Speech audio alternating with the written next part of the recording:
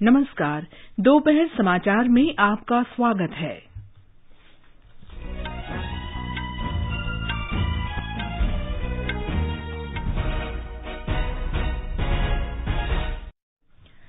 केंद्र ने 6 राज्यों में कोविड के बढ़ते मामलों के मद्देनजर वहां विशेष दल भेजे हैं।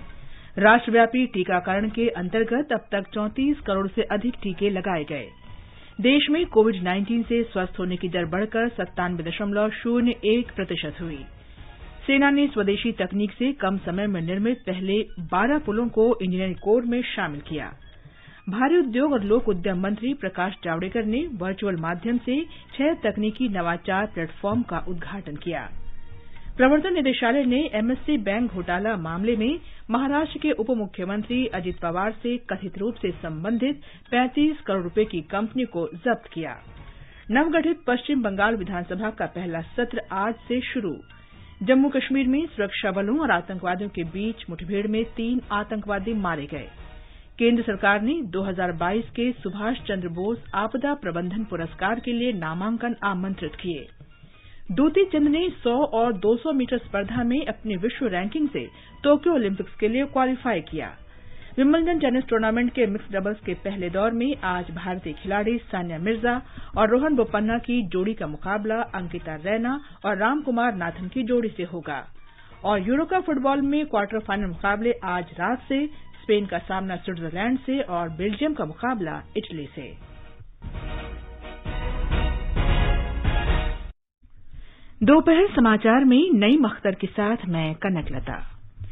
18 वर्ष से अधिक आयु वर्ग के लिए सरकारी केंद्रों पर निःशुल्क राष्ट्रव्यापी कोविड टीकाकरण अभियान जारी है। युवा श्रोताओं से हमारा आग्रह है कि कोविड रोधी टीका लगवाएं और अन्य लोगों को भी इसके लिए प्रोत्साहित करें। कोविड स्वास्थ्य के लिए खतरा बना हुआ है। ऐसे में एहतियाती उपायों के पालन में कोताही न बरतें। जब तक जरूरी न हो घर से बाहर न निकलें और इन 3 आसान उपायों का पालन करें। मास्क लगाएं, 2 गज की सुरक्षित दूरी बनाए रखें, हाथ और चेहरा साफ रखें। कोविड संबंधी जानकारी और मार्गदर्शन के लिए राष्ट्रीय हेल्पलाइन नंबर 011-2397-8046 और 1075 पर संपर्क करें। और अब समाचार। केंद्र ने 6 राज्यों में कोविड के बढ़ते मामलों के मद्देनजर विशेषज्ञ दल भेजे हैं। ये राज्य हैं केरल, अरुणाचल प्रदेश, त्रिपुरा, ओडिशा, छत्तीसगढ़ और मणिपुर। स्वास्थ्य मंत्रालय ने बताया है कि ये दल महामारी से सही ढंग से निपटने के लिए राज्यों को कोविड राहत और प्रबंधन में सहयोग देंगे। हमारे संवाददाता ने बताया है कि ये दल स्थिति का जायजा लेंगे और लोक स्वास्थ्य गतिविधियों के लिए राज्य सरकार को सुझाव देंगे। 2 सदस्यों वाले इस उच्च स्तरीय दल में एक चिकित्सक और एक स्वास्थ्य विशेषज्ञ शामिल हैं। ये टीमें तुरंत ही इन राज्यों का दौरा करेंगी और कोविड प्रबंधन के समग्र कार्यान्वयन की निगरानी करेंगी। यह केंद्रीय दल विशेष रूप से जांच, निगरानी और नियंत्रण कार्यों के अतिरिक्त अस्पतालों में बिस्तर, एम्बुलेंस, वेंटिलेटर और मेडिकल ऑक्सीजन की उपलब्धता को भी देखेंगी। ये दल राज्य के अधिकारियों के साथ बात कर उनके सामने आने वाली चुनौतियों का जायजा लेगी। यह केंद्रीय दल स्थिति की समीक्षा के बाद संबंधित राज्य सरकारों को जरूरी कदम उठाने की सलाह भी देंगी। दीपेंद्र कुमार, आकाशवाणी समाचार, दिल्ली। राष्ट्रव्यापी टीकाकरण अभियान के अंतर्गत अब तक 34 करोड़ से अधिक टीके लगाए जा चुके हैं। स्वास्थ्य मंत्रालय ने बताया है कि पिछले 24 घंटे के दौरान 43,60,000 से अधिक का टीकाकरण किया गया। 1 करोड़ 74 लाख से अधिक स्वास्थ्य कर्मचारियों को और 2 करोड़ 7 लाख से अधिक अग्रिम पंक्ति के कार्यकर्ताओं को टीके लगाए गए। स्वस्थ होने की दर बढ़कर 97.01% हो गई है। पिछले 24 घंटे के दौरान 59,000 से अधिक मरीज स्वस्थ हुए। 2 करोड़ 95 लाख से अधिक लोग अब तक इस संक्रमण से ठीक हो चुके हैं। आज लगातार 50वें दिन ठीक होने वालों की संख्या नए मामलों से अधिक है। साप्ताहिक संक्रमण की दर 5% से कम बनी हुई है और वर्तमान में 2.57% पर आ गई है। मंत्रालय ने बताया है कि कोविड जांच का दायरा बढ़ाया गया है। अब तक 41 करोड़ से अधिक जांच की जा चुकी है। कल एक दिन में 18 लाख से अधिक नमूनों की कोविड जांच की गई। सरकार ने कहा है कि अब तक राज्य और केंद्र शासित प्रदेशों को 33 करोड़ 63 लाख से अधिक टीके उपलब्ध कराए गए हैं। स्वास्थ्य मंत्रालय ने बताया है कि राष्ट्रव्यापी टीकाकरण अभियान के तहत केंद्र सरकार राज्यों और केंद्र शासित प्रदेशों को निःशुल्क टीके दे रही है। कोविड-19 टीकाकरण अभियान के तहत नए चरण में केंद्र सरकार वैक्सीन निर्माताओं से 75% टीके लेकर राज्यों और केंद्र शासित प्रदेशों को देगी। राजस्थान में कोविड से स्वस्थ होने की दर बढ़कर 98.91% हो गई है। पिछले सप्ताह नए मामलों की संख्या 120 से भी कम थी। हमारे संवाददाता ने बताया है कि हालात में सुधार को देखते हुए धार्मिक स्थल खोल दिए गए हैं।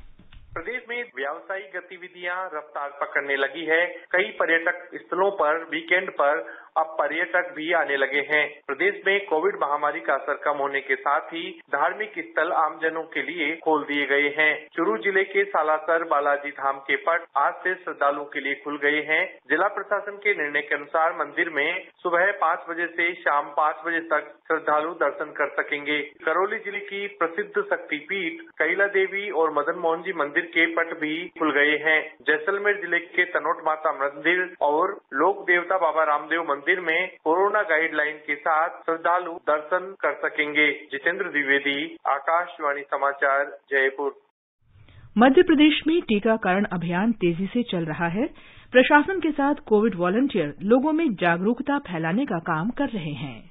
वैक्सीनेशन को लेकर मध्य प्रदेश में खासा उत्साह देखा जा रहा है। यहां शासन प्रशासन की कोशिशों से लोग भी जागरूक हो रहे हैं। राज्य के सतना जिले में टीकाकरण के लिए जिद का अनूठा मामला सामने आया है। जिले के वजराहा टोला की रहने वाली रानू साहू पति ऋषि कुमार साहू को वैक्सीनेशन के लिए मना रही थी, लेकिन पति के नहीं मानने पर उसने जब तक टीका नहीं तब तक भोजन नहीं का संकल्प ले लिया। आखिरकार पति ऋषि को पत्नी के हट के आगे झुकना पड़ा और दोनों ने करीबी शासकीय टीकाकरण केंद्र पर जाकर कोरोना वैक्सीन की पहली खुराक लगवा ली। रानू की पहल दूसरों के लिए भी मिसाल बन रही है। राशिद अहमद खान, आकाशवाणी समाचार, भोपाल। स्वास्थ्य मंत्री डॉक्टर हर्षवर्धन ने देश में कोविड टीकों की उपलब्धता को लेकर किए गए सवाल पर कांग्रेस नेता राहुल गांधी की कड़ी आलोचना की है।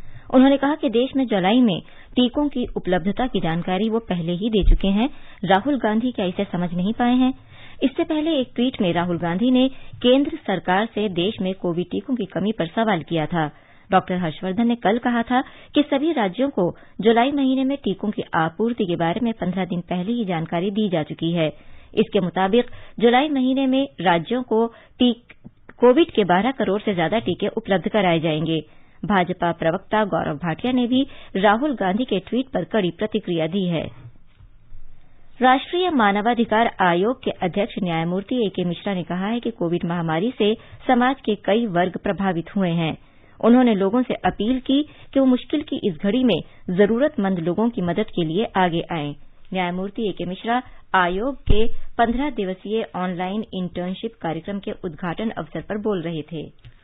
ऑस्ट्रेलिया कोरोना वायरस के डेल्टा वेरिएंट खतरे को देखते हुए अपने यहां विदेशी यात्रियों का आना सीमित करने जा रहा है। ऑस्ट्रेलिया के प्रधानमंत्री स्कॉट मॉरिसन ने कहा है कि अब सप्ताह में केवल 3,000 विदेशी यात्रियों को ही ऑस्ट्रेलिया आने की अनुमति मिलेगी। उन्होंने कहा कि यात्रियों की संख्या सीमित करने पर अंतिम फैसला 14 जुलाई तक ले लिया जाएगा। कोविड महामारी को ध्यान में रखते हुए संयुक्त अरब अमीरात यूएई ने अपने नागरिकों के भारत, पाकिस्तान, बांग्लादेश, नेपाल और श्रीलंका जाने पर रोक लगा दी है। 14 देशों से यूएई आने वाले यात्रियों पर भी 21 जुलाई तक रोक लगी हुई है। यूएई के विदेश मंत्री ने कहा है कि पर्यटन मौसम शुरू होने के साथ ही लोगों को कोविड से बचाव के सभी नियमों का पालन करना चाहिए। यूएई के नागर विमानन प्राधिकरण ने कहा है कि 14 देशों से आने वाली अंतर्राष्ट्रीय उड़ानों पर भी 21 जुलाई तक रोक जारी रहेगी। ये समाचार हमारी वेबसाइट newsonair.com/hindi और हमारे mobile app news on AIR पर भी उपलब्ध हैं। चलो मिलकर एक शुरुआत करें, चलो एक फैसला आज करें, मास्क नहीं तो टोकेंगे, कोरोना को रोकेंगे, चलो एक इरादा करते हैं, चलो कुछ वादा करते हैं, मास्क नहीं तो टोकेंगे, कोरोना को रोकेंगे। कोविड महामारी के दौरान लोगों की सुविधा के लिए बनाई गई राष्ट्रीय स्तर पर कई हेल्पलाइन काम कर रही है। सूचना और प्रसारण मंत्रालय इस बारे में लोगों में जागरूकता बढ़ा रहा है। कोविड संबंधी सवालों के जवाब देने के लिए स्वास्थ्य और परिवार कल्याण मंत्रालय की हेल्पलाइन है 1075। महिला और बाल विकास मंत्रालय की चाइल्ड हेल्पलाइन है 1098। वरिष्ठ नागरिकों के लिए सामाजिक न्याय और अधिकारिता मंत्रालय का हेल्पलाइन नंबर है 14567। मनोवैज्ञानिक सहायता के लिए राष्ट्रीय मानसिक स्वास्थ्य और तंत्रिका विज्ञान संस्थान निम्हांस का नंबर है 080461100007। आयुष कोविड परामर्श हेल्पलाइन नंबर है 14443 और माई गॉव व्हाट्सएप हेल्प डेस्क नंबर है 9013151515। दोपहर समाचार में आपका फिर स्वागत है। सेना ने स्वदेशी तकनीक से कम समय में निर्मित पहले 12 पुलों को इंजीनियरिंग कोर में शामिल कर लिया है। दुर्गम स्थानों में तुरंत इस्तेमाल में लाए जाने वाले इन पुलों का डिजाइन रक्षा अनुसंधान एवं विकास संगठन ने तैयार किया है, जबकि लार्सन एंड टुब्रो कंपनी ने इन्हें बनाया है। सेना प्रमुख जनरल एमएम नरवणे ने इस अवसर पर कहा कि ये पुल आत्मनिर्भर भारत की दिशा में एक और बड़ा कदम है। ये देश की सैन्य क्षमताओं को बढ़ाएंगे। इन पुलों से विशेषकर पश्चिमी सीमाओं में सैन्य अभियानों में काफी मदद मिलेगी। इस ब्रिज के इंडियन आर्मी में शामिल होने से हमारी जो काबिलियत है वो और भी बढ़ेगी। हमारे पास जैसे जनरल हरपाल ने बताया 5 मीटर और 15 मीटर स्पैन के ब्रिज थे, लेकिन ये 10 मीटर ब्रिज की कमी जो है हमेशा महसूस होती थी। इस ब्रिज के आने से ये जो कमी है वो भी अभी पूरी हो जाएगी। इससे हमारे जो ऑपरेशंस की रफ्तार है उसमें भी तेजी आएगी। डीआरडीओ के अध्यक्ष डॉक्टर जी सतीश रेड्डी ने कहा कि कोलार में इन पुलों का परीक्षण किया जा रहा है। भारी उद्योग और लोक उद्यम तथा सूचना और प्रसारण मंत्री प्रकाश जावड़ेकर ने आज 6 प्रौद्योगिकी नवाचार प्लेटफॉर्म का वर्चुअल तरीके से उद्घाटन किया। श्री जावड़ेकर ने कहा कि विकास के लिए नवाचार और उच्च तकनीक अनिवार्य है। उन्होंने कहा कि नवाचार के माध्यम से सृजित उपयोगिता राष्ट्र के लिए समृद्धि लाती है। India's problem is we lack in innovation. And which nation makes progress? Nation that innovates makes progress. And innovation in technology, high-end technology, is very important because that creates wealth for the nation. If you calculate the cost of the raw material in a machine, that may be fraction, but the utility created through it, through the innovation, brings the wealth. सड़क परिवहन और राजमार्ग मंत्री नितिन गडकरी ने कहा है कि Bharat electric वाहनों के संदर्भ में विश्व के लिए उदाहरण बनेगा और प्रदूषण से निपटना सरकार की प्राथमिकता है। इंडिया ग्लोबल फोरम 2021 को कल संबोधित करते हुए उन्होंने कहा कि भारत में ग्रीन हाइड्रोजन के बारे में गहन शोध किया जा रहा है। महाराष्ट्र में सतारा जिले की जरांदेश्वर सहकारी शुगर कारखाने की 65 करोड़ की संपत्ति प्रवर्तन निदेशालय ने जब्त कर ली है। इस कारखाने का संबंध महाराष्ट्र के उप मुख्यमंत्री अजीत पवार और उनकी पत्नी सुनेत्रा से है। ये कार्रवाई महाराष्ट्र राज्य सहकारी बैंक घोटाले से जुड़े मामले में धन शोधन निवारण अधिनियम के प्रावधानों के तहत की गई है। भारतीय जनता पार्टी के प्रदेश अध्यक्ष चंद्रकांत पाटिल ने कहा है कि उन्होंने इस प्रकरण में केंद्रीय गृह मंत्री को पत्र लिखा है और मामले की विस्तृत जांच के लिए दूसरा पत्र भी लिखा है। केंद्र शासित प्रदेश जम्मू कश्मीर में पुलवामा जिले के राजपोरा इलाके के हाजिन गांव में कल देर रात सुरक्षा बलों और आतंकवादियों के बीच हुई मुठभेड़ में 3 आतंकवादी मारे गए। कार्रवाई के दौरान सेना का एक जवान काशिराय बम्मन अली भी शहीद हो गया। पुलिस सूत्रों के अनुसार सुरक्षा बलों के संयुक्त दल द्वारा गांव में चलाए गए तलाशी अभियान के दौरान जवाबी कार्रवाई में ये आतंकवादी मारे गए। मारे गए आतंकवादियों की पहचान की जा रही है। अंतिम समाचार मिलने तक मुठभेड़ जारी थी। ब्यौरे की प्रतीक्षा है। पश्चिम बंगाल के नवगठित विधानसभा का पहला सत्र आज शुरू हुआ। राज्य का 2021-22 का बजट 7 जुलाई को पेश किया जाएगा। राजभवन और राज्य सचिवालय के बीच राज्यपाल के रस्मी उद्घाटन को लेकर कलह के कारण इस सत्र के हंगामेदार होने की संभावना है। भारतीय जनता पार्टी विधायक दल मतदान से पहले के हिंसा और फर्जी टीका शिविर के मुद्दे को उठा सकता है। आगे बढ़ने से पहले मुख्य समाचारों पर एक नजर। केंद्र ने 6 राज्यों में कोविड के बढ़ते मामलों के मद्देनजर वहां विशेष दल भेजे हैं। राष्ट्रव्यापी टीकाकरण के अंतर्गत अब तक 34 करोड़ से अधिक टीके लगाए गए। देश में कोविड-19 से स्वस्थ होने की दर बढ़कर 97.01% हुई। सेना ने स्वदेशी तकनीक से कम समय में निर्मित पहले 12 पुलों को इंजीनियरिंग कोर में शामिल किया। भारी उद्योग और लोक उद्यम मंत्री प्रकाश जावड़ेकर ने वर्चुअल माध्यम से 6 तकनीकी नवाचार प्लेटफॉर्म का उद्घाटन किया। प्रवर्तन निदेशालय ने एमएससी बैंक घोटाले मामले में महाराष्ट्र के उप मुख्यमंत्री अजीत पवार से कथित रूप से संबंधित 65 करोड़ रुपए की कंपनी को जब्त किया। नवगठित पश्चिम बंगाल विधानसभा का पहला सत्र आज से शुरू।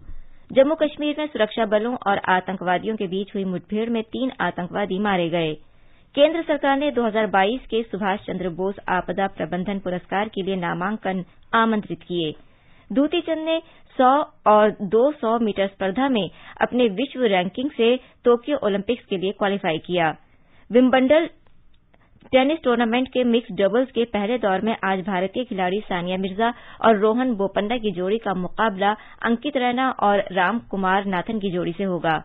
और यूरो कप फुटबॉल में क्वार्टर फाइनल मुकाबले आज रात से। स्पेन का सामना स्विट्जरलैंड से और बेल्जियम का मुकाबला इटली से। केंद्र सरकार ने 2022 के सुभाष चंद्र बोस आपदा प्रबंधन पुरस्कार के लिए नामांकन आमंत्रित किए हैं। ये पुरस्कार आपदा प्रबंधन के क्षेत्र में उत्कृष्टता के लिए दिए जाते हैं।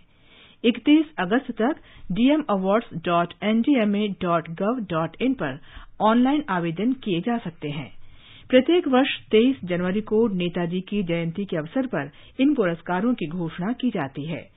पुरस्कार में प्रमाण पत्र के साथ संस्थान को 51 लाख रुपए दिए जाते हैं, जबकि व्यक्तिगत स्तर पर पुरस्कार के तहत 5 लाख रुपए का नकद पुरस्कार दिया जाता है। कोई भी व्यक्ति पुरस्कार के लिए आवेदन कर सकता है या किसी अन्य व्यक्ति या संस्था को भी नामांकित कर सकता है। उपराष्ट्रपति वेंकैया नायडू ने आज लुप्त हो रही प्रजातियों के संरक्षण के लिए वन्यजीवों के अध्ययन के महत्व और जानवरों से मनुष्यों में फैलने वाले रोगों को बेहतर ढंग से समझने पर जोर दिया। हैदराबाद में CSIR centre for cellular and molecular biology CCMB लुप्त होती प्रजातियों के संरक्षण प्रयोगशाला लेकोनिस में वैज्ञानिकों के साथ बातचीत में उपराष्ट्रपति ने कहा कि लेकोनिस CCMB और चिड़ियाघर जैसे अनुसंधान संस्थानों को एक साथ काम करना होगा। भारत आर्थिक सहयोग और विकास संगठन OECD और G20 के साथ एकीकृत कराधान प्रणाली अपनाने के लिए सहमत हो गया है।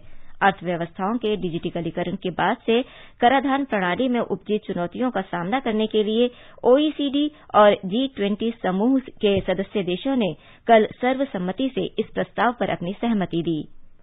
ये समाचार आकाशवाणी से प्रसारित किए जा रहे हैं। ताजा समाचार जानने के लिए आप हमारे Twitter handle @AIR News Hindi को फॉलो कर सकते हैं। हर जोखिम से निकल कर फसल आए, सुरक्षित हो जाए।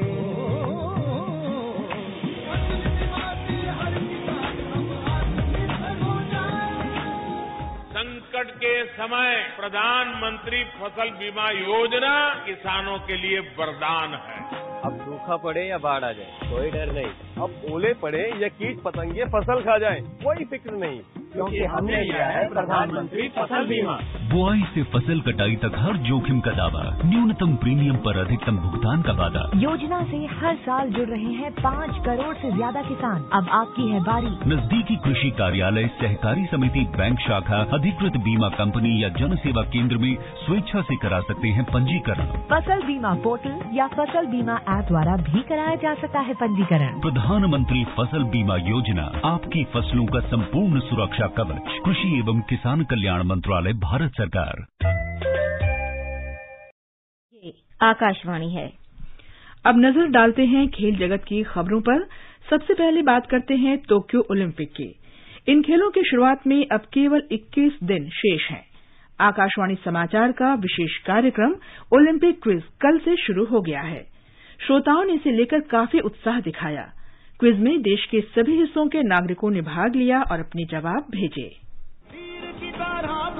चूके ना निशाना, लक्ष्य तेरा सामने है, जीत के है आना। आकाशवाणी समाचार अपने प्रतिदिन प्रसारित होने वाले कार्यक्रम स्पोर्ट्स कैन में आपके लिए लेकर आया है ओलंपिक क्विज आकाशवाणी समाचार के साथ। इसमें हिस्सा लेने के लिए आपको स्पोर्ट्स कैन कार्यक्रम के दौरान ओलंपिक पर पूछे गए प्रश्न का जवाब देना है। आप अपने जवाब ईमेल कर सकते हैं। पता है airsportscan@gmail.com। विजेता का चुनाव ईमेल के द्वारा सबसे पहले मिलने वाले सही जवाब से होगा। क्विज के विजेता का नाम अगले दिन प्रसारित होने वाले स्पोर्ट्स कैन कार्यक्रम और हमारे समाचार बुलेटिन में घोषित किया जाएगा। साथ ही हमारे Twitter handle @AIR News Alerts पर भी फ्लैश होगा। इतना ही नहीं, विजेता को भारतीय ओलंपिक टीम की एक जर्सी भी दी जाएगी। तो देर किस बात की, सुनिए स्पोर्ट्स कैन कार्यक्रम रोजाना शाम 7:20 पर FM गोल्ड 100.1 मेगाहर्ट्ज और हमारे YouTube channel news on AIR official पर। चूके ना निशाना, लक्ष्य तेरा सामने है, जीत के है आना। टोक्यो ओलंपिक खेलों पर आकाशवाणी से जारी विशेष श्रृंखला में आज हम बात करते हैं अदिति अशोक की, जिन्हें भारत की प्रमुख महिला गोल्फर के रूप में जाना जाता है। वे दूसरी बार ओलंपिक खेलों में हिस्सा लेंगी। 29 मार्च 1998 को कर्नाटक के बेंगलुरु में जन्म लेने वाली अदिति ने 5 साल की उम्र में ही गोल्फ के खेल में अपनी दिलचस्पी जाहिर कर दी थी। उस समय बेंगलुरु में सिर्फ 3 गोल्फ कोर्स ही हुआ करते थे। अदिति ने अपने पिता के साथ पहली बार गोल्फ कोर्स में कदम रखा और फिर कभी मुड़कर पीछे नहीं देखा। मात्र 13 वर्ष की आयु में उन्होंने पहली बार राज्य स्तरीय कर्नाटक जूनियर टूर्नामेंट और दक्षिण भारतीय जूनियर चैंपियनशिप में जीत हासिल की। अदिति ने उसी वर्ष राष्ट्रीय एमेचर खिताब भी अपने नाम किया। अदिति ने राष्ट्र को उस समय चकित कर दिया जब उन्होंने राष्ट्रीय जूनियर चैंपियनशिप लगातार 3 बार 2012, 2013 और 2014 में जीती। उन्होंने 2014 में जूनियर और सीनियर टाइटल्स भी अपनी झोली में डाले। अदिति भारत की एकमात्र ऐसी गोल्फर रही हैं जिसने 2013 में Asian youth games, 2014 youth Olympic और 2014 में एशियाई खेलों में अपना परचम लहराया। वर्ष 2015 उनके करियर के लिए एक महत्वपूर्ण पड़ाव लेकर आया जब उन्होंने ladies British amateur stroke play championship में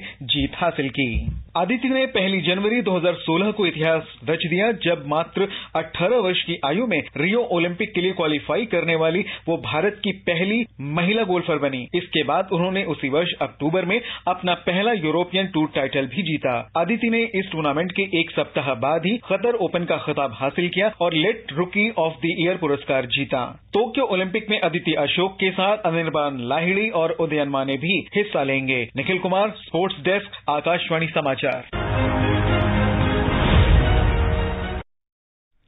भारतीय नौसेना के एथलीट MP जबीर ने 400 मीटर बाधा दौड़ में स्वर्ण पदक जीतकर टोक्यो ओलंपिक के लिए क्वालिफाई कर लिया है। जबीर ने पटियाला में अंतर्राज्यीय एथलेटिक्स चैंपियनशिप में 49.78 सेकंड का समय लेते हुए ये उपलब्धि हासिल की। जबीर ने विश्व रैंकिंग के जरिए टोक्यो ओलंपिक का टिकट पक्का किया, जिसमें 14 कोटा उपलब्ध थे। जबीर ओलंपिक में 400 मीटर बाधा दौड़ के लिए क्वालिफाई करने वाले पहले भारतीय पुरुष एथलीट हैं। इससे पहले महान धाविका केरल की PT उषा ने लॉस एंजलिस ओलंपिक में 400 मीटर बाधा दौड़ में हिस्सा लिया था। खेल मंत्री किरेन रिजिजू ने दुती चंद को ओलंपिक खेलों के 100 और 200 मीटर स्पर्धाओं में क्वालिफाई करने के लिए बधाई दी है। एक ट्वीट में श्री रिजिजू ने कहा कि उन्हें पूरा विश्वास है कि भारतीय खिलाड़ी टोक्यो ओलंपिक में बेहतरीन प्रदर्शन करेंगे। उन्होंने टोक्यो ओलंपिक में टेनिस प्रतियोगिता में महिला डबल्स में भारत का प्रतिनिधित्व करने जा रहे सानिया मिर्जा और अंकिता रैना को भी बधाई दी है। श्री रिजिजू ने बताया कि माना पटेल टोक्यो ओलंपिक के लिए क्वालिफाई करने वाली पहली महिला और तीसरी भारतीय तैराक हैं। उन्होंने माना को भी इस उपलब्धि के लिए बधाई दी है। विंबलडन टेनिस टूर्नामेंट के मिक्स डबल्स के पहले दौर में आज भारतीय खिलाड़ी आमने सामने होंगे। सानिया मिर्जा और रोहन बोपन्ना की जोड़ी का मुकाबला अंकिता रैना और रामकुमार रामनाथन की जोड़ी से होगा। महिला डबल्स में सानिया मिर्जा ने अपने जोड़ीदार के साथ दूसरे दौर में जगह बनाई, जबकि पुरुष डबल्स में रोहन बोपन्ना और दिविज शरण की जोड़ी को पहले दौर में हारकर प्रतियोगिता से बाहर होना पड़ा। यूरो कप फुटबॉल प्रतियोगिता के क्वार्टर फाइनल मुकाबले तय हो गए हैं। आज पहले क्वार्टर फाइनल में 3 बार के चैंपियन स्पेन का मुकाबला स्विट्जरलैंड से होगा, जबकि दूसरे क्वार्टर फाइनल में बेल्जियम और इटली आमने सामने होंगे। तीसरा क्वार्टर फाइनल कल चेक गणराज्य और डेनमार्क के बीच खेला जाएगा, जबकि चौथे क्वार्टर फाइनल में इंग्लैंड का मुकाबला यूक्रेन से होगा। आज का सांस्कृतिक संदेश समर्पित है नेताजी सुभाष चंद्र बोस को।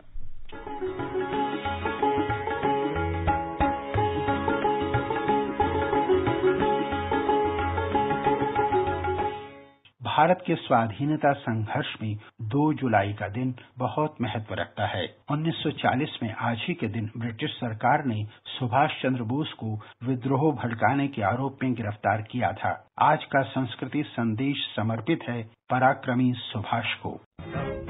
बढ़ाए जा खुशी के गीत गाए जा, ये जिंदगी है कौम की कौम पे लुटाए जा, कदम कदम बढ़ाए जा। किसी भी मुल्क की आजादी का इतिहास शहीदों के खून की लाल स्याही से लिखा जाता है।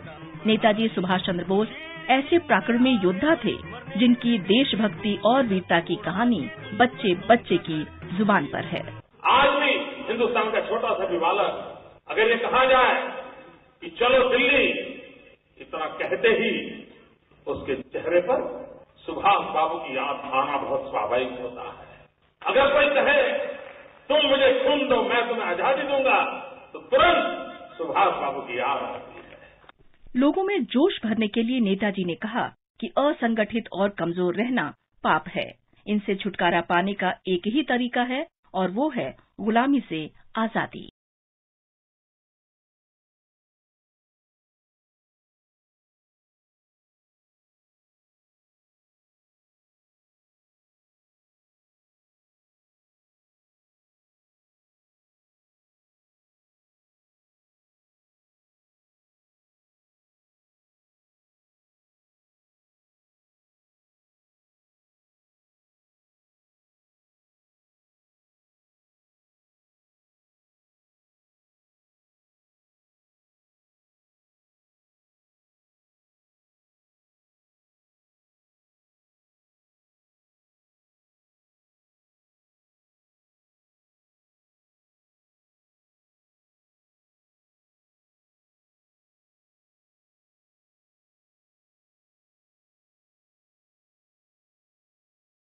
होगा। नेताजी के लिए हमारी तरफ से यही सच्ची श्रद्धांजलि होगी कि हम उनके बताए मार्ग का अनुसरण करें।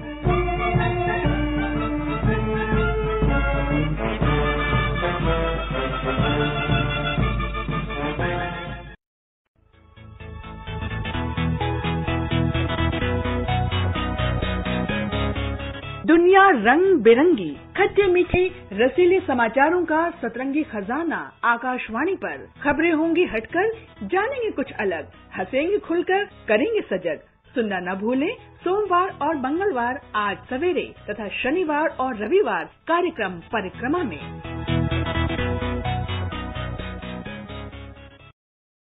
और अब एक नजर आज के मौसम पूर्वानुमान पर।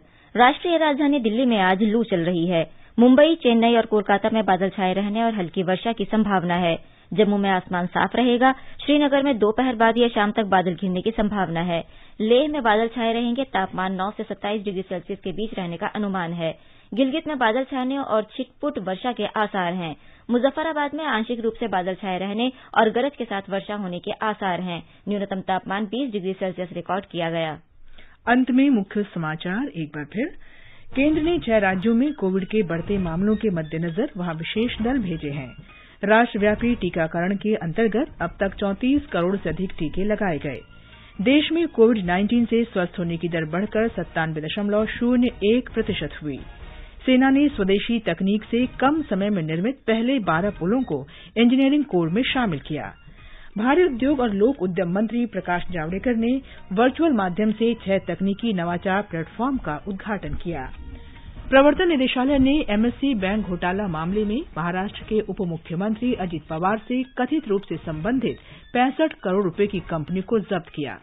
नवगठित पश्चिम बंगाल विधानसभा का पहला सत्र आज से शुरू। जम्मू कश्मीर में सुरक्षा बलों और आतंकवादियों के बीच हुई मुठभेड़ में 3 आतंकवादी मारे गए। द्युति चंद ने 100 और 200 मीटर स्पर्धा में अपनी विश्व रैंकिंग में टोक्यो ओलंपिक्स के लिए क्वालीफाई किया। विंबलडन टेनिस टूर्नामेंट के मिक्स डबल्स के पहले दौर में आज भारतीय खिलाड़ी सानिया मिर्जा और रोहन बोपन्ना की जोड़ी का मुकाबला अंकिता रैना और रामकुमार नाथन की जोड़ी से होगा। इसके साथ ही दोपहर समाचार का ये अंक समाप्त हुआ। नमस्कार।